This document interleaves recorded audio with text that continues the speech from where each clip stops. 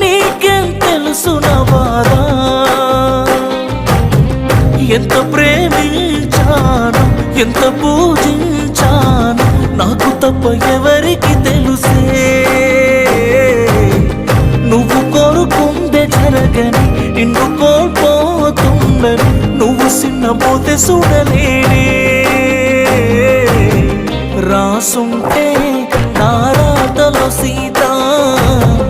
దాటవుగా నే గీసిన గీత తెలిసుంటే